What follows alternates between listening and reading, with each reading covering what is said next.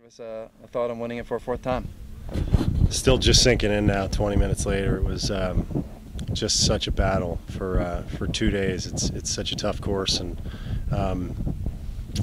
you know, the leaderboard was all over the place all day. So there were moments when I was 4 back of Ray Thompson, and he's just playing perfect golf that he's very capable of, and figuring that he's just going to finish at 2 under, so I had to do something miraculous. And he had his unfortunate stumble, which can happen easily out here.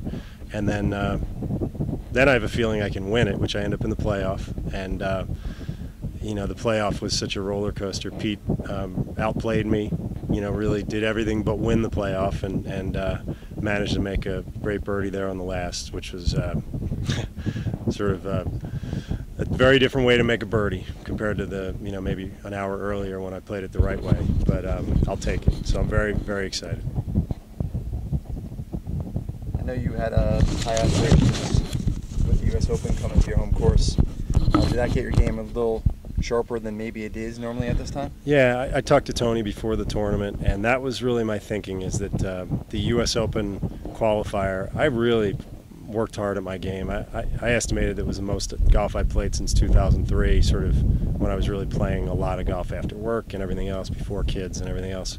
And that day, 18 holes is cruel, as we know. And I didn't have anything that day, didn't score, and didn't get it done. I was disappointed, but I remember thinking that the Mid-Am it's only a week away, or a week and a half away, and let's just keep what we have. I thought I had a decent game going. I just didn't get it that day. So here we are. Just talk about that final hole, making that birdie. Hit it in the bunker. You said you didn't have a great lie. Had to kind of come out sideways. So I hit. I got myself within 1. I was trailing by 2, as you know, most of the playoff, and I got myself within 1. And I figured, okay, we can make a birdie. The prior 2 times I played 18 here, both the first and second round, I hit a driver and a 4-iron for very makeable eagles both times. And I thought, well, let's just go do that again, and we'll be in good shape. And I just tugged it a little, hit it very solidly, and it reached that bunker that sort of shapes the hole. And Pete nailed 1 too on the same line and did the same thing. So neither of us were in great shape, but I got in there, and I was in a little bit of a rut, sort of between 2 rake spots, and there's that high lip. So initially I wanted to hit a 7-iron, and then I kept backing it down, and even then I wanted to make sure with the high lip that I didn't catch it thin and have it come back at my foot. And I caught it just chunky, side hill lie, not a great lie, the whole thing. And I got very, very lucky. There's a little ridge, there's that pot bunker in the middle of the fairway, and I ran right up to the edge, and I think a little ridge just shot me off to the side and really saved me, because if I went in there, the tournament's over. And I was able to, now it's a blind shot for me, and I had 146 to the back pin, sort of a strong crosswind, and I just decided to try to bomb a wedge and try to, under the pressure rather than trying to ease something, and I hit a great shot. And I guess it was about, I don't know, maybe 12 feet probably is where it ended up. And birdie ended up being the win. And as it turned out, it was the same exact putt, a half the distance, but same putt I had an hour earlier, when I guess that was to win the tournament, an hour earlier for eagle. And having that read was really helpful. What was your target kind of coming into today? It was going to be windy, and the golf course is pretty difficult. I thought that if I shot 2 to 3 under today, I would be right there. And it just turned out that some of the guys that were leading, Joe April played such a beautiful round yesterday, but I know how hard that is to sleep on the lead.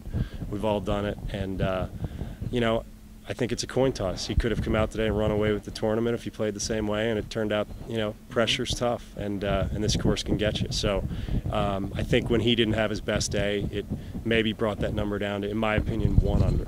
And I still was sticking with that number with Ray Thompson doing what he was doing. I was right. 1 under would have won the tournament. Did you get a sense on the golf course what was kind of happening as all that's going down? I'm not a scoreboard watcher, but I like to know what's going on.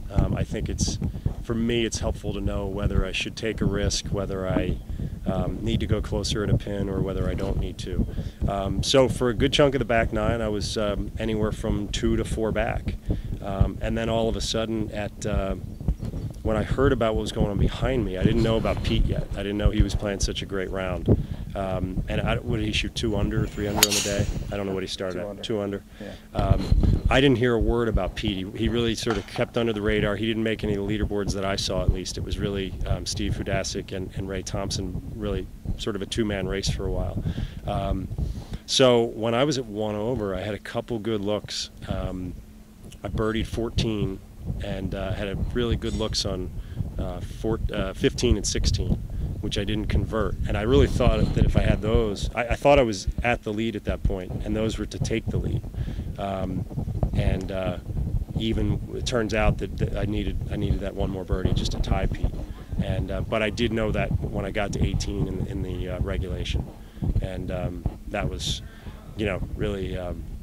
I can't play a golf hole much better than I played the 18th in regulation today. Just a good drive and just a really nice 4-iron up there to where I actually had a reasonable putt at eagle.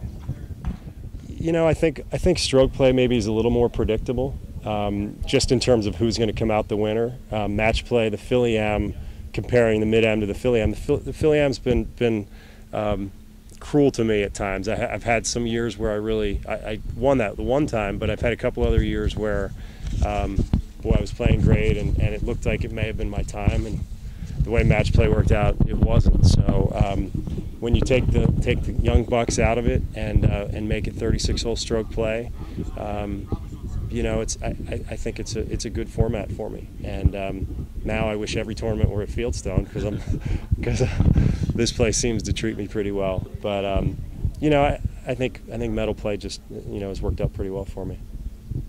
I have an odd question. With 4 Mid-Am titles, you've obviously stamped yourself as kind of the Mid-Am in the Philadelphia region to kind of watch.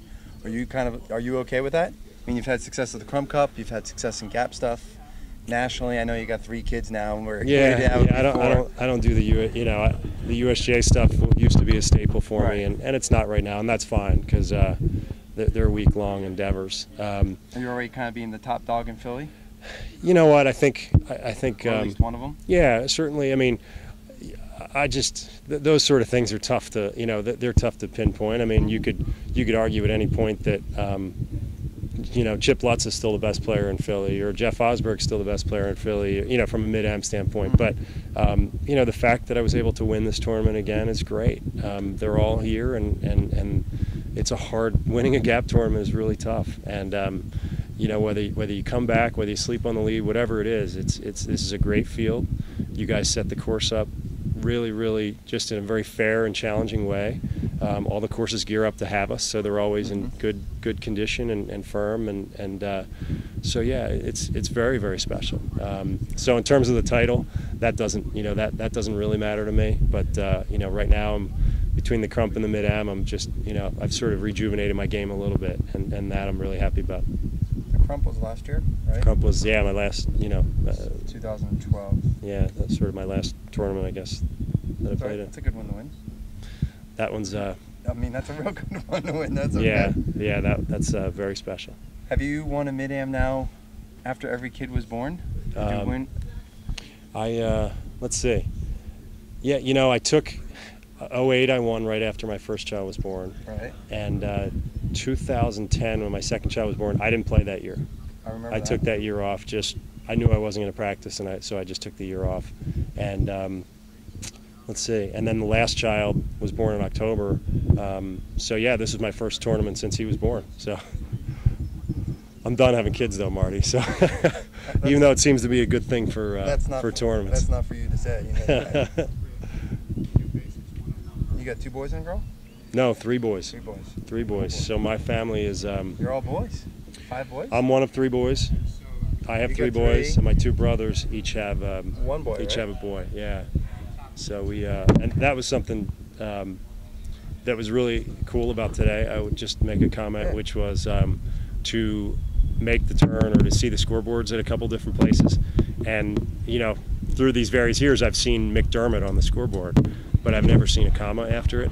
And it was really great to see McDermott, M, sort of trailing it, I think, much of the round McDermott, B, for Brian, who, came in third in this last year, and I know he slipped up on the back, but he was very much in contention for most of the day. So that's really that's a neat thing for me. He's my youngest brother, and I'm really just happy that he's playing such great golf now, because he is. Yeah, we thought he was going to win that, honestly, for a while. He was playing great. I was pulling for him. He's great.